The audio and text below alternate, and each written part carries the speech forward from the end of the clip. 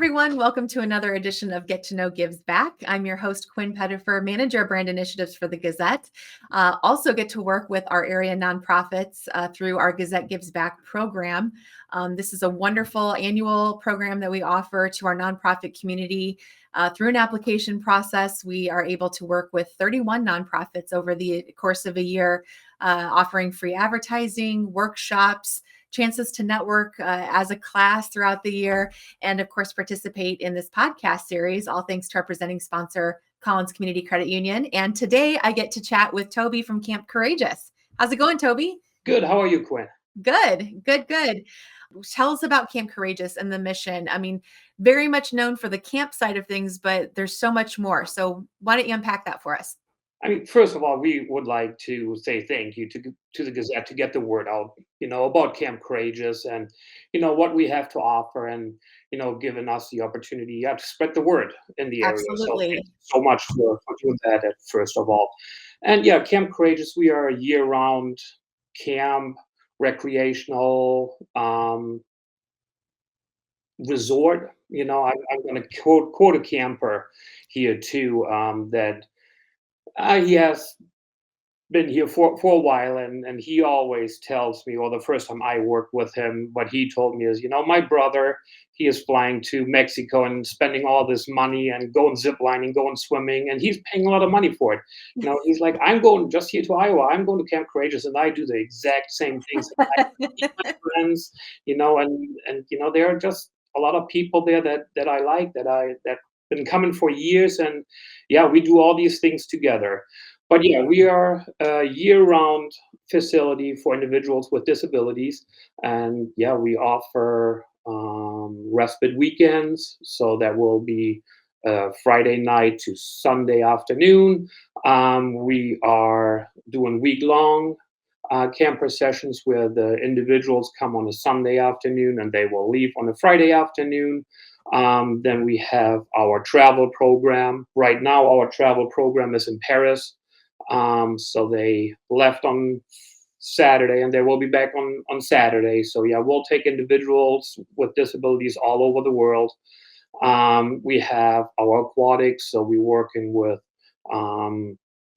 individuals with special needs to learn swim, and yeah, so that's about camp, and yeah, lots of activities that they usually can't do, and we try to offer that for them. Absolutely.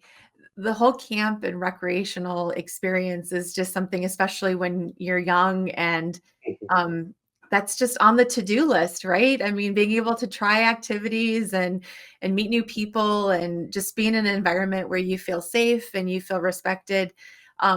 That's been one of the things I know Camp Courageous is really known for, is just the empowerment that you give your campers and your clients throughout the year.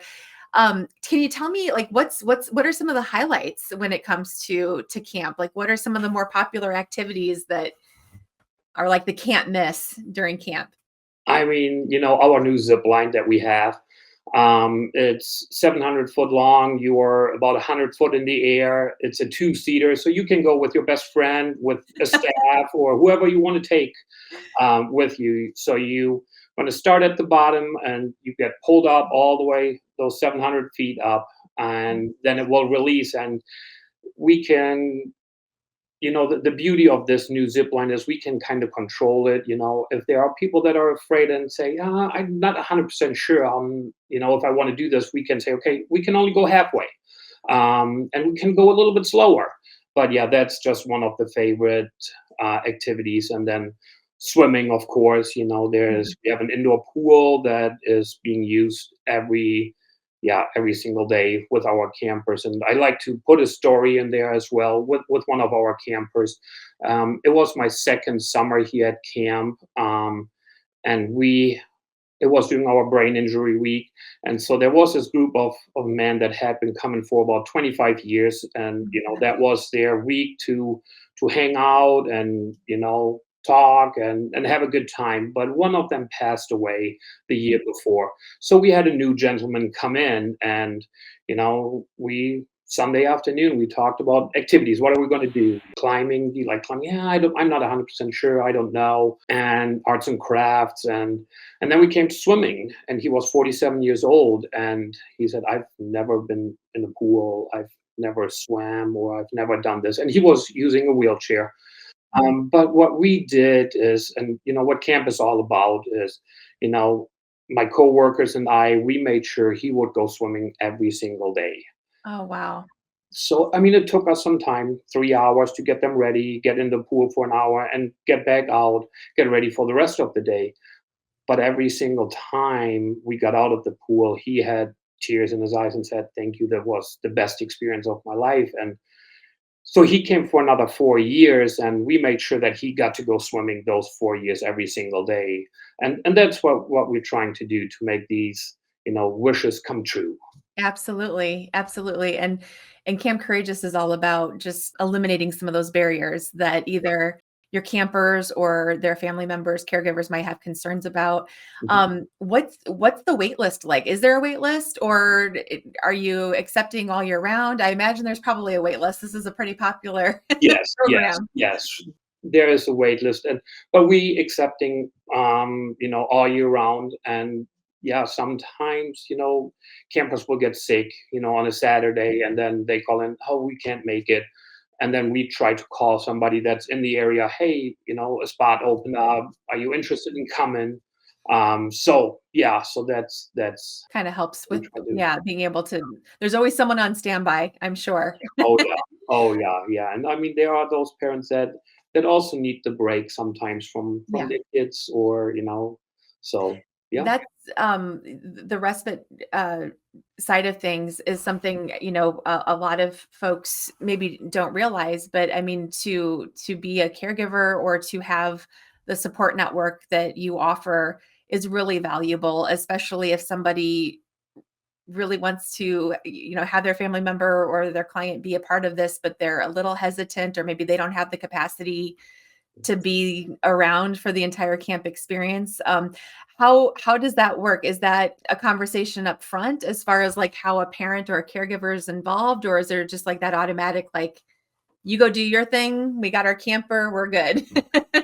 So we try to work with new parents, and you know now my wife and we had our fourth child, and he has Down syndrome. Mm, So we will eventually use camp as well when he gets older. But for parents, it's also hard saying, "Hey, I just met you, Toby, and I don't know if I want to give my child to you." mhm. So we offer them, "Hey, why don't you start with a day, or you can volunteer in the kitchen, so you still get to see your child, but you're not with them the whole time." So Right. getting kind of the separation too a little bit. So there are ways that we do, or we say, "Okay, you can come and stay in town at a hotel, and then when you feel like, okay, I need to come, we will work with the parents, that they can come in and see their child as well." And we do pictures, so they see pictures. We will do, if they call, we'll tell them what to do. We have a parent preview day, camp preview day, so where we invite new families, new campers come out here, and we have some activities going on. We have all of our staff here, and they're willing to answer questions and kind of interact with new families. "Hey, what are your concerns?" And then we will have also some veteran families that will speak to them and tell them, "Hey, how this is how we felt the first time." And yeah. That's another level of supporting each other and a network amongst the caregivers and the family members. Like, I hear you. It's not easy. It's not an easy decision, but the independence and, just in the typical camp fashion, right? A camper might miss their family members those first couple days. Then it's like, oh, see Yeah, you later. and they don't want to go home, they want to stay. Right, Yeah, right, yeah, exactly. yeah. Well, Toby, one other thing I wanted to touch on is Charlie Becker, who has been the CEO of Camp Courageous, and he's been on our podcast series. He's been part of Executives Back for a number of years.